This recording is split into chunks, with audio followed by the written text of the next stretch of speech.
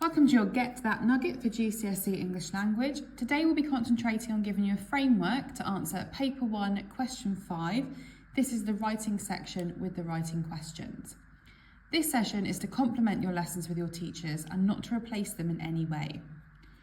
To begin, we'll have a look at the assessment objectives that are required for this question. So this is what the question is looking for. There are two assessment objectives for question 5. One is worth 24 marks and one is worth 16 marks. So this question is worth 40 marks in total. Assessment objective 5 requires us to show that we can communicate clearly and effectively, that we are able to adapt writing to suit purpose, and that we can organise information and our ideas for effect. And as I said, this is worth 24 marks out of your 40. Assessment objective 6 is worth 16 marks out of the 40. This will require you to have a think of the range of vocabulary that you are choosing and using, to be able to show that you can use a variety of sentence structures, and it will also give you marks for your spelling and your punctuation. And as I said, this is a mark out of 40 for this question. So let's have a look at what the question will look like. I'm sure you've seen these before. Question 5 will give you a choice of 2 questions to answer. You only need to answer one. It's really important that you remember you are only answering one of the 2 questions. They will look a lot like this. You will be given 2 prompts. One of the prompts will be an image, and usually it will ask something along the lines of, write a description as suggested by this picture. They will always give you an image. And the image is a prompt, so you can use that as a starting point for your piece of creative writing. And I'll go more into detail about how we approach an image in a question in a later nugget. The second option is not to do with the image. It's a starting prompt usually, or a title of a story that they would like you to write. So the narrative piece they are looking for, usually they will ask for either a short story that begins with a sentence. They'll ask for a short story about a time that you've experienced. It may be just the beginning, the middle, or an end of a story. It is up to you to choose which question you are more comfortable with using.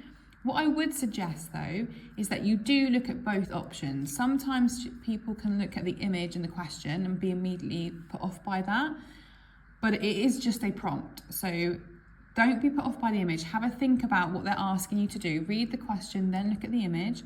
Have a think, maybe make some notes, consider it as an option that you're going to write about, and then look at the second option.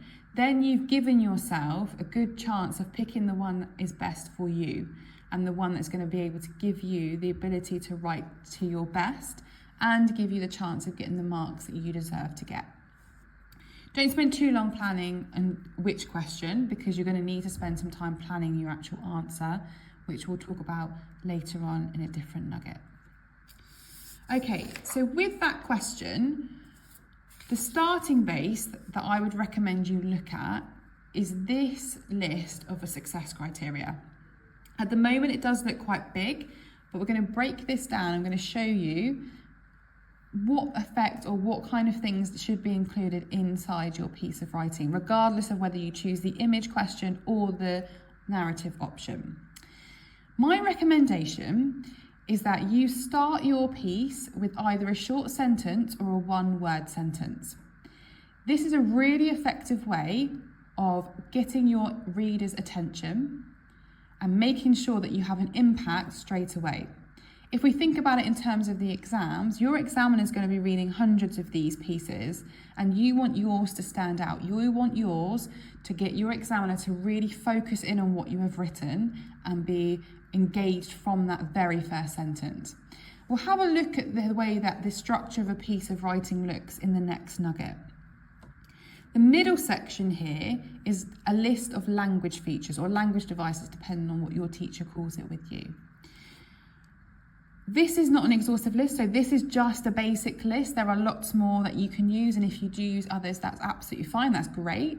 These are just a few that we'll go through today and have a look at adding more as we go through the year.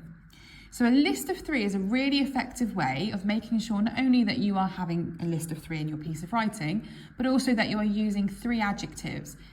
That gives you 2 lots of opportunity to gain marks because you're using words that maybe are a little bit trickier to spell, but you're showing your spelling ability.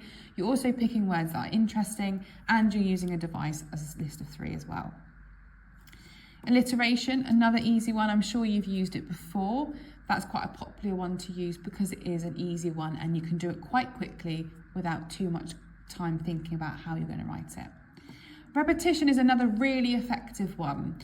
Repetition will look at the structure of your writing in the next nugget that we look at. But repetition can also be repetition of words, it could be repetition of a sentence, it could be a repetition of an idea, and we'll look at that as we go through the year. But repetition is a really easy one to use as long as it's used effectively and not because you've run out of words to use or you think that it sounds really good to say it a couple of times. If you think it sounds effective, then that's great, that's what we're aiming for, but it does need to be used effectively, and it shouldn't look like you've run out of ideas. It shouldn't look like you didn't really know what else to write. Repetition, as I said, is easy, but it's also one that does take some practice. A simile, again, quite an easy one to use. I know lots of people find this quite comfortable to use a simile. Great one to use, very effective. Metaphor can be a little bit trickier. I would suggest using both, but I know lots of people prefer not to use a metaphor because they're not entirely comfortable with using one. Metaphors are really effective and they take practice. All of these things do take practice. The more you practice planning, the more you practice writing, these will come much easier to you and are really effective, as I said. Similar with personification. If you find personification hard, just like a metaphor, then maybe for the first few times of practice you don't use these, but you use the others. And then you can progress to these later in a later piece down the road. But we should use everything on the list. If we can't though, because we're just starting out, that's fine. But try not to discount too many of these. A rhetorical question, another really easy one. A rhetorical question can be so effective. I recommend that you use one to end your piece of writing perhaps. Some people like to use it at the beginning. Again, it's one of those things that instantly attracts your reader into your writing, is very entertaining and is very effective. Rhetorical questions can break up your writing as well. It can leave your reader wondering what's going to happen. It can leave your reader thinking about maybe the narrator or the person in your story wasn't quite sure what's happening. Really effective, and you will also use rhetorical questions in your paper 2 writing section. So I would definitely practice using rhetorical questions at this stage. Finally on that list is a really easy one that should be something you're very comfortable with. If it's not, it's something that can be practiced really well. It's using the senses. Things like I see and what you see in your story is probably the easiest one. What I recommend though is you use as many of those senses as possible. The more senses you have in there, the more sensory language, the more effective your piece of writing is. You are taking your reader on the journey with you. You're involving them in your story. And it's a really effective way of adding some description and some imagery by using something that you are familiar with. So I definitely recommend the senses. Finally, these 2 are about AO6, so there are 16 marks for spelling, punctuation, etc. Punctuation, of course, we use capital letters and full stops and commas, and we might be quite comfortable with that. It might be something we're working on. That is our basics, that's our basis that we're going to build on. What you should do is think about what other types of punctuation you could include in your piece of writing. Show your reader and show your examiner that you know how to use punctuation effectively. It doesn't have to be semicolons or colons. If you're not comfortable with using them, then at this stage, don't use them. You can learn how to use them later and try and put them in then. I would definitely recommend a rhetorical question with a question mark because that requires a question mark. So that's another one ticked off your list. And then you've also got ellipsis, which is the ... here. And then you could also use an exclamation mark. Be careful with exclamation marks. You don't want to use too many of those because they do become quite repetitive and not in a good way. And then lastly, interesting vocabulary can be something that's quite easy to prep for and something that you will use all year. My advice is Ask your teacher or find yourself 5 interesting word choices that you could use in any piece of writing. I can show you how to adapt those words in a later nugget, but 5 words that you know how to spell correctly, that are interesting and will grab your reader's attention is really important. I definitely recommend that you do that. And it can be so effective because you can then use those words in your short sentence. It could be part of your repetition. It could be part of your personification. And we'll look at that in a nugget further down the year. So just going to leave you with a practice question. All I want you to look at this stage is planning an answer. So if we think about back to our success criteria, and you can screenshot that if that makes a help, or pause the video and write it down. All you want to do is take the image as the practice question, or this question here, and then plan out each one of these so that you've got a practice of using language features as if you were about to write a story. So this is your practice question. The image, describe a visit to a historic house as suggested by this picture. Remember, it's suggestion. It doesn't have to look exactly like this. It can do if you prefer and you feel comfortable with that, but it is a prompt.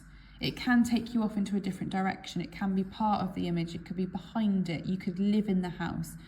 This is a visit to a historic house, but maybe you already live in one and you're going to a different one. Maybe you're on a school trip. Whatever you decide is completely up to you. Or write the opening of a story about a visit to a new home. This doesn't have to have anything to do with this at all. It can if you want to. You can take some inspiration. It is completely up to you. But as I said, use the success criteria, plan these. It would be great if you could plan this one as well, and the words.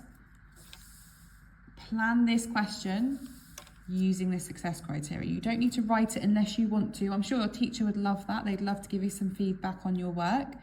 And I'm sure if you show this to them in your plan for these language features, the word sentence and the interesting vocabs from this image or this question, I'm sure they'd love to mark it for you.